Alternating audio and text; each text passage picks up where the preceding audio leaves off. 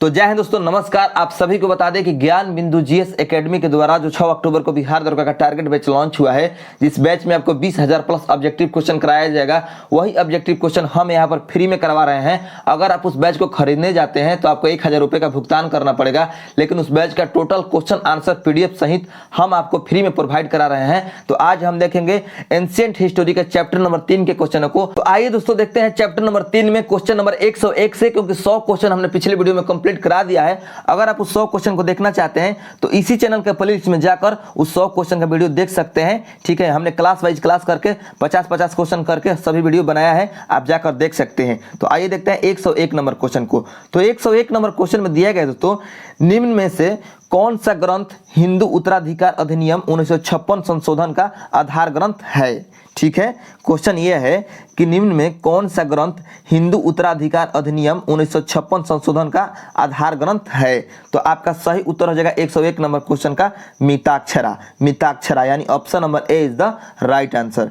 Next है आपका 102 number question, गोत्र व्यवस्था किस काल में स्थापित हुई। गोत्र व्यवस्था किस काल में स्थापित हुई। तो आपका सही उत्तर हो जाएगा उत्तर वैदिक काल में, यानी option number B is the right answer. Next 103 number question, निम्नलिखित में से किस उपनिषद में चारों आश्रमों का उल्लेख मिलता है। निम्नलिखित में किस उपनिषद में चारों आश्रमों का उल्लेख मिलता है। तो आपका सही उत्तर हो जाएगा जवालो उपनिषद में। जवालो उपनिषद में, यानी option number A is the right answer. Next है 104 नंबर क्वेश्चन। 104 नंबर क्वेश्चन में दिया गया है दोस्तों कि इसका मिलान गलत है। तो जो आपका पैशाच विवाह यहाँ पर दिया गया है, इसका मिलान गलत है, क्योंकि पैशाच विवाह बलपूर्वक कन्या को छीनकर किया गया विवाह को पैशाच विवाह नहीं कहा जाता था। तो आपका ऑप्शन नंबर ए गलत है, हमें गलत को ही चुनना है। तो ऑप्शन नंबर ए आपका सही उत्तर हो जाएगा। नेक्स्ट 105 नंबर क्वेश्चन, मनुस्मृति में कितने प्रकार की विवाह की चर्चा है। जो मनुस्मृति है उसमें कितने प्रकार की विवाह की चर्चा है। तो आपका सही उत्तर हो जाएगा 8 प्रकार की, यानी option number B is the right answer.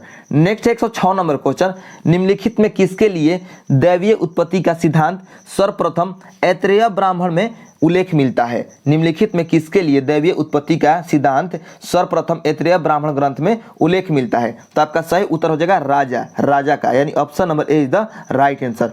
अगर आप हमारे चैनल पर पहली बार आए हैं तो चैनल को सब्सक्राइब करके बेल आइकन को प्रेस कर लीजिएगा, ताकि आने वाला सभी ज्ञान बिंदु का पेड वाला बैच आपको हम फ्री में प्रोवाइड करा सकें। तो 107 नंबर क्वेश्चन कह रहा है, 107 नंबर, राजा का पद वंशानुगत किस काल में हुआ। राजा का पद वंशानुगत किस काल में हुआ। तो आपका सही उत्तर हो जाएगा 107 नंबर क्वेश्चन का ऑप्शन नंबर बी उत्तर वैदिक काल में। जो राजा का पद है वंशानुगत हुआ उत्तर वैदिक काल में, यानी राजा का बेटा राजा बनेगा, राजा का पुत्र ही राजा बनेगा, इसी को बोलते हैं वंशानुगत। ठीक है, तो option number B is the right answer. Next 108 number question, उत्तर वैदिक काल में राजा को क्या कहा जाता है। उत्तर वैदिक काल में राजा को क्या कहा जाता है। तो आपका सही उत्तर हो जाएगा सम्राट, एकराट, अधिराज, यानी इनमें से सभी। तो आपका सही उत्तर हो जाएगा उपयुक्त में सभी, यानी option number D is the right answer.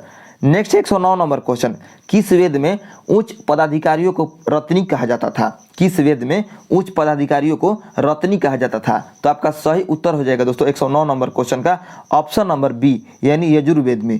Yajurveda में उच्च जो पदाधिकारी थे उनको रत्नी कहा जाता था। Next 110 number question. 110 number question में दिया गया है दोस्तों, राजा का राज्याभिषेक राजसूय यज्ञ द्वारा संपन्न होता था, जिसका विस्तृत विवरण या वर्णन किस ब्राह्मण ग्रंथ में मिलता है।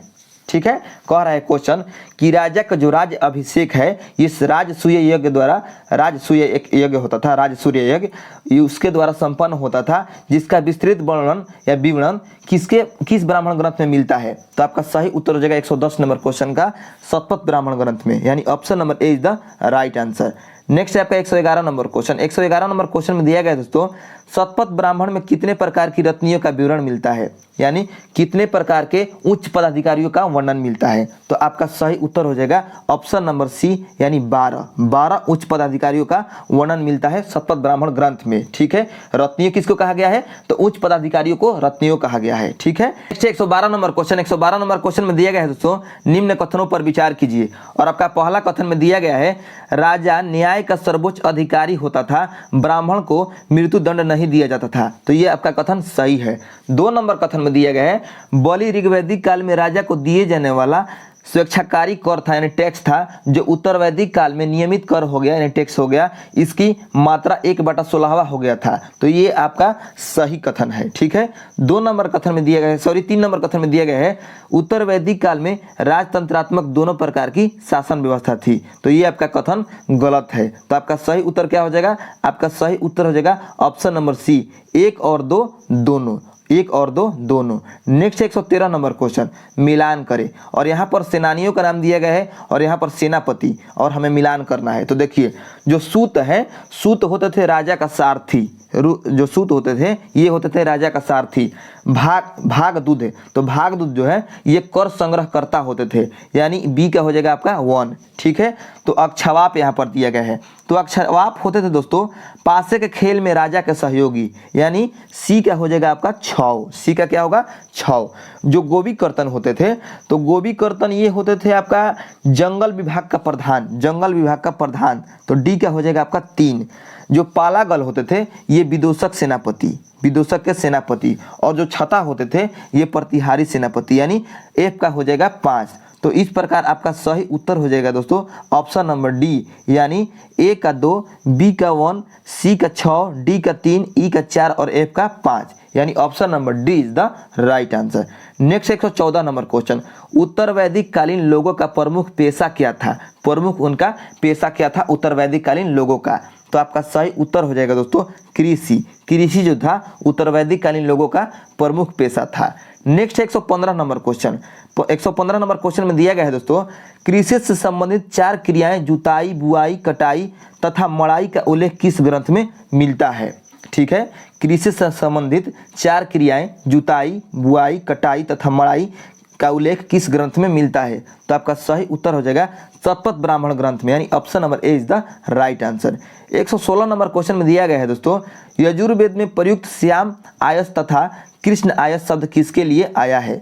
यजुर्वेद में प्रयुक्त जो शब्द है श्याम आयस एवं कृष्ण आयस किसके लिए आया है? तो आइए पहले ऑप्शन देख लेते हैं। तो ऑप्शन में यहाँ पर दिया गया है दोस्तों चांदी, तांबा, सोना, लोहा। तो आपका सही उत्तर हो जाएगा 116 नंबर क्वेश्चन का ऑप्शन नंबर डी, लोहा के लिए, यानी जो श्याम आयस जो शब्द आया है और कृष्ण आयस ये लोहा के लिए आया है।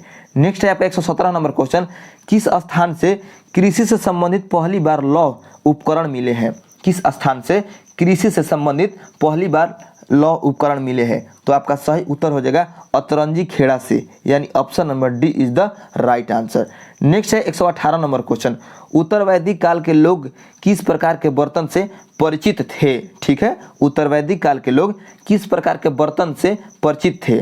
तो यहाँ पर दिया गया है काले व लाल रंग के मिश्रित मृदभांड, 2 नंबर में दिया गया है काले रंग का मृदभांड, चित्रित धूसर मृदभांड, लाल मृदभांड। तो कह रहा है कि कौन सा कथन सही है? तो 118 नंबर क्वेश्चन का आपका सही उत्तर हो जाएगा इनमें से सभी, यानी उत्तर वैदिक काल के लोग इन सभी बर्तनों से, पात्रों से संबंधित थे या परिचित थे। ठीक है, नेक्स्ट है आपका 119 नंबर क्वेश्चन, निम्न कथनों पर विचार कीजिए। और आपका पहला कथन में दिया गया है दोस्तों उत्तर वैदिक काल में प्रधान व्यापारी श्रेष्ठिन होता था। 2 नंबर कथन में दिया गया है उत्तर वैदिक काल में निष्क और शतमान मुद्रा की इकाई थी। 3 नंबर में दिया गया है उत्तर वैदिक काल के लोगों को समुद्र का ज्ञान हो गया था। तो कह रहा है कि कौन सा कथन सही है? तो आपका सही उत्तर हो जाएगा 1, 2 और 3, यानी तीनों का तीनों कथन आपका सही है। नेक्स्ट 120 नंबर क्वेश्चन, उत्तर वैदिक आर्यों द्वारा प्रयोग में लाई गई धातुएं कौन कौन थी? ठीक है, उत्तर वैदिक आर्यों द्वारा प्रयोग में लाई गई धातु कौन कौन थी? तो वह थी आपका चांदी, सोना, तांबा, लोहा एवं सीसा, यानी option number A is the right answer. ठीक है, नेक्स्ट है 121 नंबर क्वेश्चन। 121 नंबर क्वेश्चन में दिया गया है दोस्तों उत्तर वैदिक काल में किस वर्ण को शिक्षा का अधिकार नहीं था? किस वर्ण को शिक्षा का अधिकार नहीं था?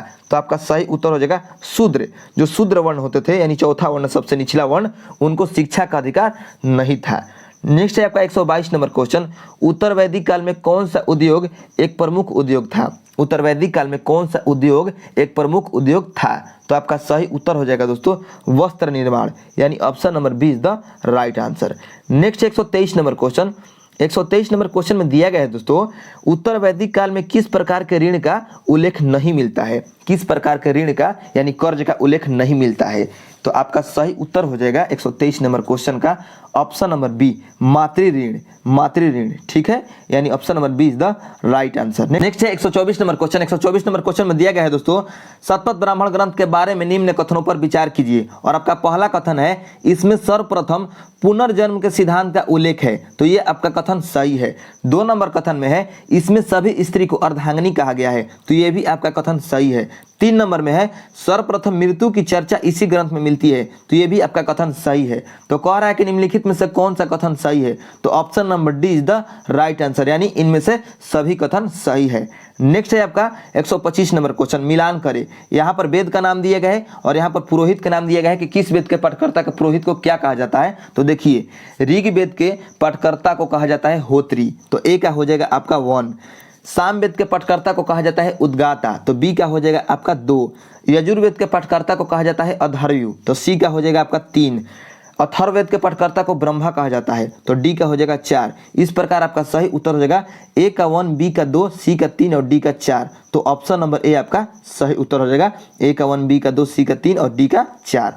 नेक्स्ट है आपका 126 नंबर क्वेश्चन, निम्न में से किसे मृत्यु लोक का देवता कहा गया है। तो आपका सही उत्तर हो जाएगा परीक्षित, परीक्षित को मृत्यु लोक का देवता कहा गया है। नेक्स्ट है 127 नंबर क्वेश्चन, मिलान करें। और यहाँ पर आपका यज्ञ का नाम दिया गया है और यहाँ पर विशेषता दिया गया है कि किस यज्ञ का क्या विशेषता होता था, इसको बताइए। तो देखिए, जो अश्वमेघ यज्ञ होता था, ये साम्राज्य की यानी राजा के जो साम्राज्य होता था उसके सीमा में वृद्धि के लिए होता था अश्वमेघ यज्ञ, तो आपका ए का हो जाएगा 1, ठीक है। राजसूय यज्ञ, तो राजसूय यज्ञ होता था राजा का जब राज अभिषेक होता था उस समय राजसूय यज्ञ होता था, तो बी का हो जाएगा आपका 3। वाजपेय यज्ञ, राजा का शक्ति प्रदर्शन के लिए वाजपेय यज्ञ किया जाता था, तो सी का हो जाएगा आपका 2। डी अग्निष्टोम यज्ञ, अग्निष्टोम यज्ञ, तो ये होता था राजा के पापों के क्षय एवं स्वर्ग की ओर ले जाने वाली नाव, यानी राजा अपने पापों का नाश करने के लिए एवं स्वर्ग की प्राप्ति के लिए अग्निष्टोम यज्ञ करवाता था, तो डी का हो जाएगा आपका 5। अब है आपका सौतरामणि, तो सौतरामणि यज्ञ होता था पशु एवं सूरा की आहुति के लिए, ठीक है, तो ई का हो जाएगा आपका 4। तो इस प्रकार आपका सही उत्तर हो जाएगा option number B, option number B, यानी ए का 1, बी का 3, सी का 2, ठीक है, यानी ऑप्शन नंबर बी में आप देख सकते हैं ए का 1, बी का 3, सी का 2, डी का 5 और ई का 4, यानी 127 नंबर क्वेश्चन का option number B is the right answer. Next है 128 नंबर क्वेश्चन। 128 नंबर क्वेश्चन में दिया गया है दोस्तों, सत्यकाम जबाल कथा की जो अन्यव्याही माँ होने के लांछन को चुनौती देता है उल्लेखित है। सत्यकाम जबाल की कथा जो अनब्याही माँ होने के लांछन को चुनौती देता है उल्लेखित है किस उपनिषद में। तो आपका सही उत्तर हो जाएगा छांदोग्य उपनिषद में, यानी option number C is the right answer. Next है 129 नंबर क्वेश्चन। 129 नंबर क्वेश्चन में दिया गया है दोस्तों, निम्न में से किस ग्रंथ को सतहस्त्री संहिता के नाम से जाना जाता है। निम्न में से किस ग्रंथ को सतहस्त्री संहिता के नाम से जाना जाता है। तो आपका सही उत्तर हो जाएगा महाभारत। महाभारत को सतहस्त्री संहिता के नाम से भी जाना जाता है। नेक्स्ट है 130 नंबर क्वेश्चन, उत्तर वैदिक काल में कौन नगर के रूप में विकसित होने में असफल रहा। ठीक है, उत्तर वैदिक काल में कौन नगर के रूप में विकसित होने में असफल रहा। तो आपका सही उत्तर हो जाएगा इंद्रप्रस्थ, इंद्रप्रस्थ। ठीक है, नेक्स्ट है 131 नंबर क्वेश्चन। 131 नंबर क्वेश्चन में दिया गया है दोस्तों, प्राचीन भारत के इतिहास के संदर्भ में निम्नलिखित में से कौन सा सही है। और आपका पहला कथन में दिया गया है मिताक्षरा ऊंची जाति की सिविल विधि थी और दाएं भाग निम्न जाति की सिविल विधि थी। तो ये आपका कथन गलत है।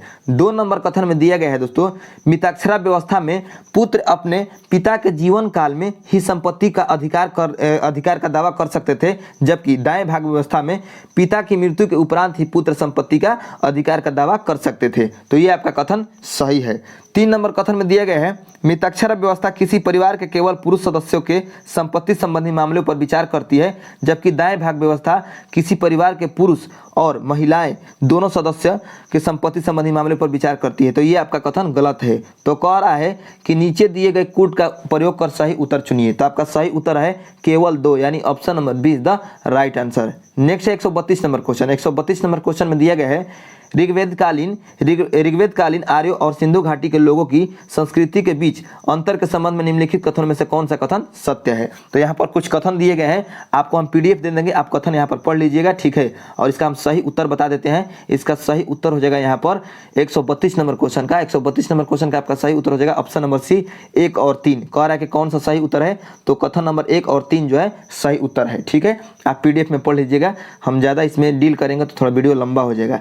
133 नंबर क्वेश्चन में दिया गया है पूर्व वैदिक आर्यों का धर्म मुख्यतः था। तो आपका सही उत्तर हो जाएगा प्रकृति पूजा एवं यज्ञ। प्रकृति पूजा एवं यज्ञ जो था पूर्व वैदिक आर्यों का मुख्यतः धर्म था, ठीक है। नेक्स्ट है आपका 134 नंबर क्वेश्चन, धर्म तथा रीत भारत की प्राचीन व्यवस्था सभ्यता के एक केंद्रीय विचार को चित्रित करते हैं। इस संदर्भ में निम्नलिखित कथनों पर विचार कीजिए। धर्म तथा रीत भारत की प्राचीन सभ्यता के एक केंद्रीय विचार को चित्रित करते हैं। इस संदर्भ में निम्नलिखित कथनों पर विचार कीजिए, ठीक है। तो यहाँ पर दिया गया है पहला कथन में यह दिया गया है कि धर्म व्यक्ति के दायित्व एवं स्वयं तथा दूसरों के प्रति व्यक्तिगत कर्तव्यों की संकल्पना थी, ठीक है। और 2 नंबर कथन में दिया गया है रीत मूलभूत नैतिक विधान था जो सृष्टि और उसमें अंतर्निहित सारे तत्वों के क्रियाकलापों को संचालित करता था। तो कह रहा है कि उपयुक्त में से कौन सा कथन सही है। तो आपका सही उत्तर हो जाएगा दोस्तों ऑप्शन नंबर सी 1 और 2 दोनों का दोनों कथन आपका सही है, ठीक है।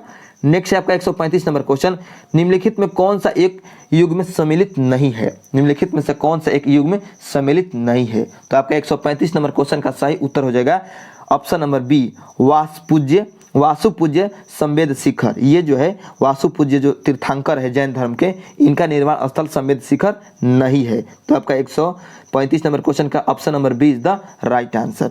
नेक्स्ट है आपका 136 नंबर क्वेश्चन, सूची 1 को सूची 2 से सम्मिलित कीजिए तथा सूचियों के नीचे दिए गए कूट से सही उत्तर चुनिए, ठीक है। तो देखिए यहाँ पर दिया गया है सिंधु घाटी सभ्यता, उत्तर वैदिक समाज, ऋग्वैदिक समाज, मध्यकाल। तो 136 नंबर क्वेश्चन का आपका सही उत्तर हो जाएगा दोस्तों ऑप्शन नंबर डी, यानी 4 3 1 2 4 3 1 2 4 3 1 2 कहने का अर्थ क्या है, ए का हो जाएगा आपका 4, ए का हो जाएगा 4, यानी सिंधु घाटी सभ्यता नगरीय सभ्यता थी। बी का हो जाएगा उत्तर वैदिक समाज क्या थी, कृषक थी, तो बी का हो जाएगा 3। और ऋग्वैदिक समाज था चारागाह, और आपका मध्यकाल जो था वह था जमींदारी, यानी 4 3 1 2 4 3 1 2, यानी ऑप्शन नंबर डी आपका सही उत्तर हो गया, ठीक है। नेक्स्ट है 137 नंबर क्वेश्चन, आइए देखते हैं 137 नंबर क्वेश्चन को। 137 नंबर क्वेश्चन में दिया गया है दोस्तों, निम्नलिखित में से कौन सा शुक्ल यजुर्वेद की संहिता है। निम्नलिखित में कौन शुक्ल यजुर्वेद की संहिता है। तो 137 नंबर क्वेश्चन का आपका सही उत्तर हो जाएगा ऑप्शन नंबर ए वाजसनेयी जो है ये शुक्ल यजुर्वेद की संहिता है। नेक्स्ट है 138 नंबर क्वेश्चन। 138 नंबर क्वेश्चन में दिया गया है दोस्तों, स्वर्ग, प्रत्यर्ग, वंश, मनवंतर और वंशानुचरित संकेतक हैं किसके। तो आपका सही उत्तर हो जाएगा 138 नंबर क्वेश्चन का ऑप्शन नंबर बी पुराणों के, ऑप्शन नंबर बी पुराणों के, ठीक है। नेक्स्ट है 139 नंबर क्वेश्चन, भारतीय उपमहाद्वीप में लौह का सर्वप्रथम साहित्यिक संदर्भ किसमें मिलता है। तो आपका सही उत्तर हो जाएगा 139 नंबर क्वेश्चन का ऑप्शन नंबर सी यजुर्वेद में। यजुर्वेद में भारतीय उपमहाद्वीप में लौह का यानी लोहा का सर्वप्रथम साहित्यिक संदर्भ किसमें मिलता है, तो यजुर्वेद में मिलता है। नेक्स्ट है 140 नंबर क्वेश्चन, ऋग्वेद के 10वें मंडल में निम्नलिखित में से कौन सा स्रोत विवाह समारोहों पर प्रकाश डालता है। तो आपका सही उत्तर हो जाएगा दोस्तों सूर्य सूक्त। सूर्य सूक्त जो है ये ऋग्वेद के 10वें मंडल में है, और ये जो है ये विवाह समारोहों पर प्रकाश डालता है सूर्य सूक्त, ठीक है। नेक्स्ट है आपका 141 नंबर क्वेश्चन, निम्नलिखित में कौन सा लक्षण ऋग्वेद के अनुसार धर्म के स्वरूप को वर्णित करता है या करते हैं। तो आइए पहले देख लेते हैं, कथन देख लेते हैं या लक्षण देख लेते हैं। तो पहला नंबर कथन में दिया गया है, ऋग्वेद के धर्म को प्रकृतिवादी बहुदेव कहा जा सकता है। 2 नंबर कथन में दिया गया है, ऋग्वेद के धर्म और ईरानी अवस्था के विचारों में आश्चर्यजनक समानताएं हैं। 3 नंबर कथन में दिया गया है, वैदिक यस्त्र पुरोहित के जिसे यजमान कहा जाता था या जजमान कहा जाता था घर में किए जाते थे, ठीक है। तो कह रहा है कि, और 4 नंबर में है आपका कि वैदिक यज्ञ के 2 प्रकार थे, जो गृहस्थ द्वारा किए जाते थे और वे जिनके लिए कर्म कांड के विशेषज्ञों की आवश्यकता होती थी। तो कह रहा है कि नीचे दिए गए कूट के सही उत्तर चुनिए। तो आपका हो जाएगा सही उत्तर 141 नंबर क्वेश्चन का ऑप्शन नंबर डी, यानी केवल 1 2 और 4 यानी 3 को छोड़कर 3 नंबर नहीं होगा कथन, 1, 2 और 4 होगा, तो option number D is the right answer. ठीक है, इसका हम पीडीएफ दे देंगे तो आपको समझने में आसानी हो जाएगा। ठीक है, अभी थोड़ा सा कट जा रहा है तो पीडीएफ हम दे देंगे तो आप समझ लीजिएगा। 142 नंबर क्वेश्चन में है दोस्तों, सूची 1 और सूची 2 को सम्मिलित करना है। ठीक है, सूची 1 और सूची 2 को सम्मिलित करना है। तो देखिए, सामवेद का हो जाएगा आपका संगीत से संबंधित, सामवेद का संगीत से संबंधित। ईश्वर का महिमा किस में है? तो ऋग्वेद में है, तो बी का हो जाएगा आपका 1। बलिदान विधि किस में है? तो बलिदान विधि है आपका यजुर्वेद में, तो सी का हो जाएगा 2। तो अथर्ववेद का क्या होगा? औषधियों से संबंधित, यानी ए का हो जाएगा 3, ए का क्या होगा? 3 हो जाएगा। तो इस प्रकार आपका सही उत्तर हो जाएगा ए का 3, बी का 1, यानी 142 नंबर क्वेश्चन का आपका सही उत्तर हो जाएगा 142 नंबर क्वेश्चन का ऑप्शन नंबर ए, यानी ए का 3, बी का 1, सी का 2 और डी का 4। ठीक है, इसको थोड़ा सा हम जूम कर दे रहे हैं, आपको थोड़ा क्लियर समझ में आ जाएगा। ठीक है, थोड़ा सा इसको हम जूम कर रहे हैं, ये आप देख लीजिएगा। यहाँ पर देखिए, यहाँ पर अथर्ववेद का क्या होगा? अथर्ववेद का हो जाएगा आपका औषधियों से संबंधित। ठीक है, ऋग्वेद का क्या होगा? ईश्वर की महिमा हो जाएगा। ठीक है, यजुर्वेद का क्या होगा? बलिदान की विधि हो जाएगा। सामवेद का क्या होगा? संगीत से संबंधित। ठीक है, इस प्रकार आपका सही उत्तर क्या हो जाएगा दोस्तों? ए का 3, बी का 1, सी का 2 और डी का 4, यानी option number A is the right answer. अब आइए देखते हैं नेक्स्ट क्वेश्चन है 143 नंबर क्वेश्चन। 143 नंबर क्वेश्चन में दिया गया है दोस्तों, निम्नलिखित में से किस एक वैदिक साहित्य में मोक्ष की चर्चा मिलती है? निम्नलिखित में से किस एक वैदिक साहित्य में मोक्ष की चर्चा मिलती है? तो आपका सही उत्तर हो जाएगा ऑप्शन नंबर डी, उपनिषद में मोक्ष की चर्चा मिलती है।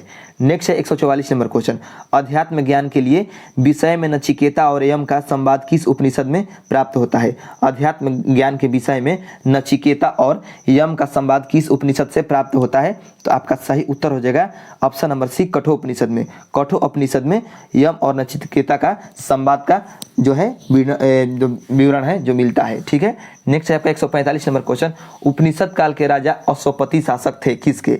उपनिषद काल के राजा अश्वपति शासक किसके थे? तो आपका सही उत्तर हो जाएगा 145 नंबर क्वेश्चन का ऑप्शन नंबर बी, के, यानी ऑप्शन नंबर बी। नेक्स्ट है 146 नंबर क्वेश्चन। 146 नंबर क्वेश्चन में दिया गया है दोस्तों, ऋग्वेद में निम्नांकित किन नदियों का उल्लेख अफगानिस्तान के साथ आर्यों के संबंध का सूचक है? तो आपका सही उत्तर हो जाएगा कुभा और क्रुमु, यानी option number C is the right answer. Next है 147 नंबर क्वेश्चन, सूची 1 को सूची 2 के साथ सम्मिलित कीजिए तथा सूचियों के नीचे दिए गए कूट से सही उत्तर चुनिए। और यहाँ पर वैदिक नदियों का नाम दिया गया है और यहाँ पर आधुनिक नदी का। तो देखिए, जो कुभा नदी है, तो कुभा नदी का आधुनिक नाम है काबुल। ठीक है, कुभा नदी का आधुनिक नाम है काबुल नदी। नेक्स्ट है आपका परुष्णी, तो परुष्णी का है रावी, परुष्णी का आधुनिक नाम है रावी नदी। सदानीरा का आधुनिक नाम है गंडक नदी और सतुद्री का आधुनिक नाम है सतलज नदी। तो इस प्रकार आपका सही उत्तर हो जाएगा ए का 2, बी का 3, सी का 1 और डी का 4। तो आइए देखते हैं ये किस ऑप्शन में है। तो 147 नंबर क्वेश्चन, 147 नंबर क्वेश्चन का आपका सही उत्तर हो जाएगा ऑप्शन नंबर बी, यानी ए का 2, बी का 3, सी का 1 और डी का 4। नेक्स्ट है 148 नंबर क्वेश्चन। 148 नंबर क्वेश्चन में दिया गया है दोस्तों, महाभारत काल में महानदी का नाम था, महाभारत काल में महानदी का नाम क्या था? तो आपका सही उत्तर हो जाएगा त्रितेपला जो है ये महानदी का नाम था, यानी ऑप्शन नंबर ई इसमें सही उत्तर हो जाएगा। नेक्स्ट है 149 नंबर क्वेश्चन। आइए 149 नंबर क्वेश्चन को देखते हैं। 149 नंबर क्वेश्चन में दिया गया है दोस्तों, निम्नलिखित में कौन सी प्रथा उत्तर वैदिक काल में प्रचलित हुई? निम्नलिखित में से कौन सी प्रथा उत्तर वैदिक काल में प्रचलित हुई? तो आपका सही उत्तर हो जाएगा 149 नंबर क्वेश्चन का ऑप्शन नंबर ई, यानी ए और सी दोनों। ए और सी दोनों का होने का क्या अर्थ है? धर्म, अर्थ, काम, मोक्ष। धर्म, अर्थ, काम, मोक्ष, यानी ऑप्शन नंबर ए हो गया आपका। और सी में क्या दिया गया है? ब्रह्मचर्य, गृहस्थाश्रम, वानप्रस्थ आश्रम और संन्यास, यानी ए और सी आपका सही उत्तर हो जाएगा। तो ऑप्शन नंबर ई इसमें राइट आंसर हो जाएगा, ई फॉर एलिफेंट। नेक्स्ट है 150 नंबर क्वेश्चन, भारतीय संस्कृति के अंतर्गत रीत का अर्थ क्या है? भारतीय संस्कृति के अंतर्गत रीत का अर्थ क्या है? तो आपका सही उत्तर हो जाएगा प्रकृति नियम, यानी option number A is the right answer. Next है 151 नंबर क्वेश्चन।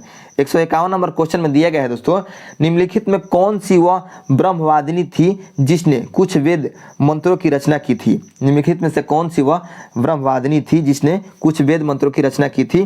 तो आपका सही उत्तर हो जाएगा दोस्तों 151 नंबर क्वेश्चन का ऑप्शन नंबर ए, लोपामुद्रा। ठीक है, नेक्स्ट 152 नंबर क्वेश्चन, ऋग्वेद काल में निष्क और निष्क किस अंग का आभूषण था? ऋग्वैदिक काल में निष्क किस अंग का आभूषण था? तो आपका सही उत्तर हो जाएगा गला का आभूषण होता था, गला का गहना होता था निष्क।